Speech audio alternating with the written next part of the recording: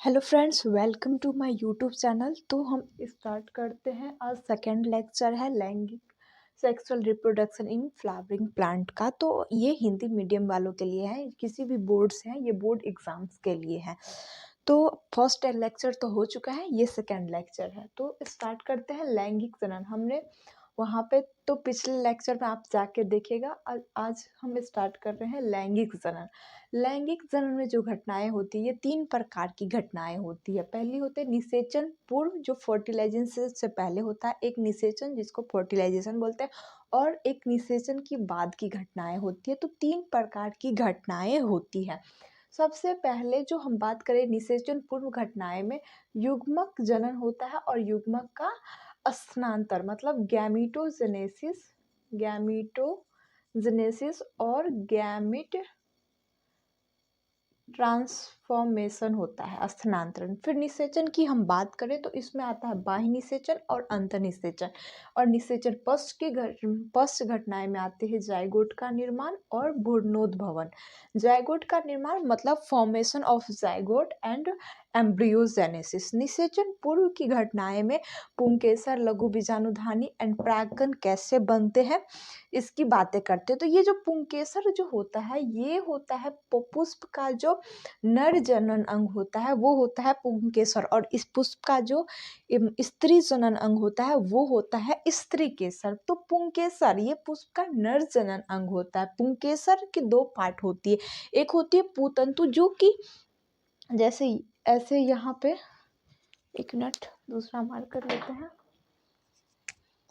ये आपको दिख रहे हैं एक पुंकेसर। तो ये वाला जो पार्ट आपको डंटी जैसे दिख रहा है, ये होता है पूतंतु या फिलामेंट। और ये वाला होता है एंथर, जिसको हम बोलते हैं परागकोश।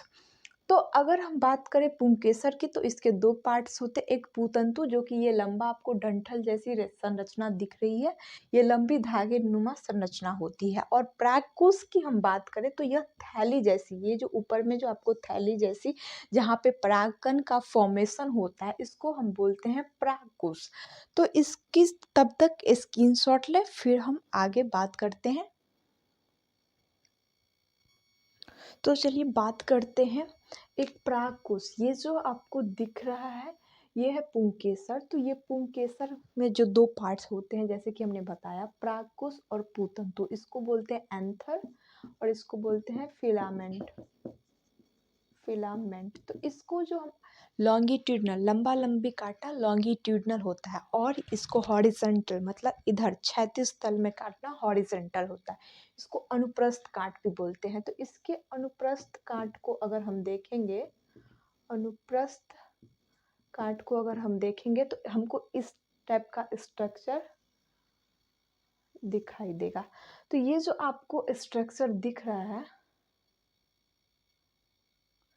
स्ट्रक्चर ये दिख रहा है, इसमें जो सबसे बाहरी वाली ये पुंकेसर को हम ऐसे कट किए और इसको यहाँ पे चिपकाए।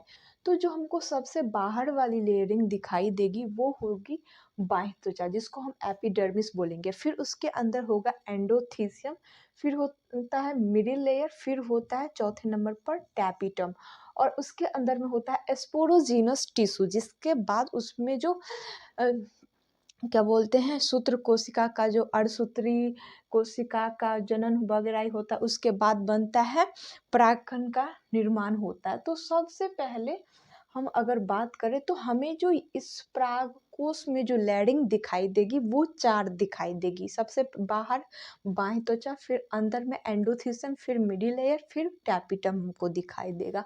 अगर हम बात करें परागकोश की, तो उसमें हमें 2 टाइप्स के लेयरिंग दिखाई देंगे। एक होगा पराग भित्ति और एक होता है स्पोरोजीनस टिश्यू।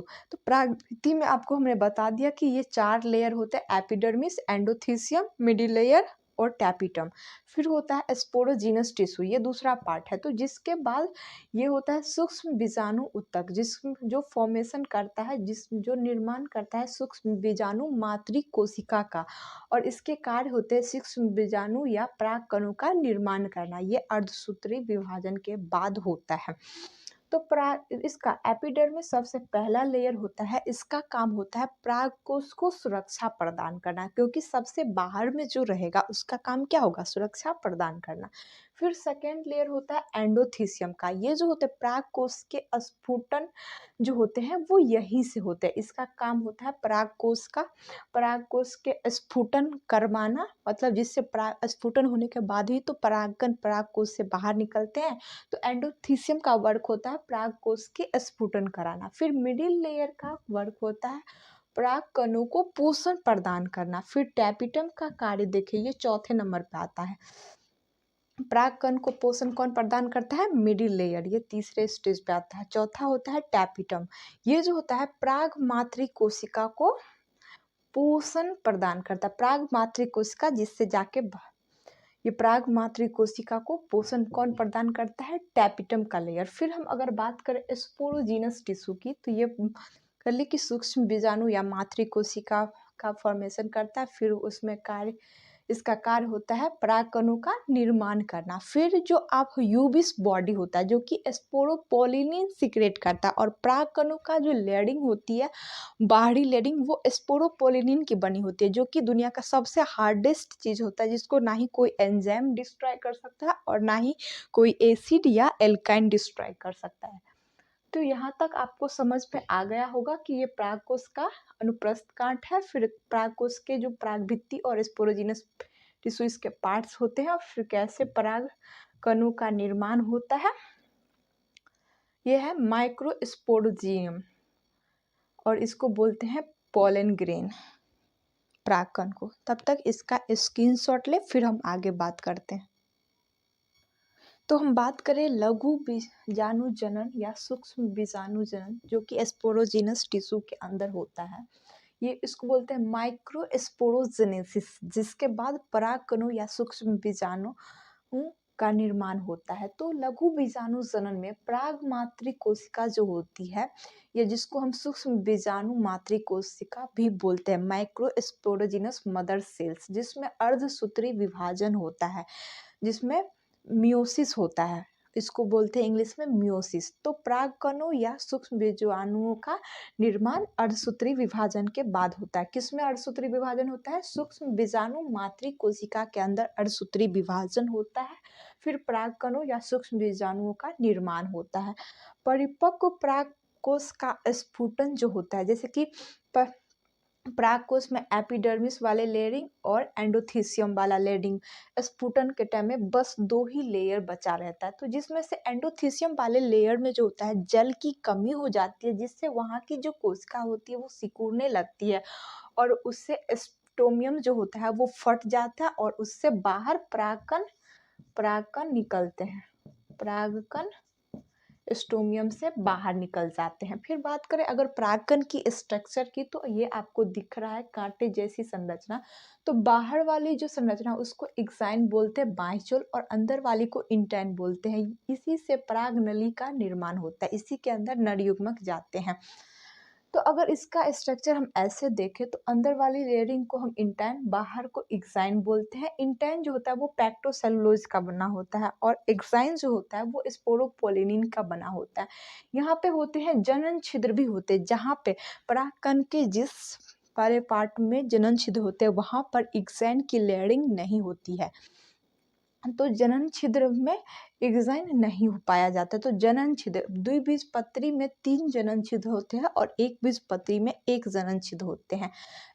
स्पोरोपोलिन परागकणों को भौतिक व जैविक कारकों से बचाता है। स्पोरोपोलिन जो होता है ये इतना हार्डेस्ट सब्सटेंस होता है, इसको कोई भी क्षति नहीं पहुंचा सकता है, इसलिए ये जो होता है परागकण को जितने भी बायोलॉजिकल या फिजिकल फैक्टर्स होते हैं उससे बचाते हैं। परागकणों के जिन स्थानों पर एक्साइन नहीं पाया जाता है उसे जनन छिद्र कहते हैं।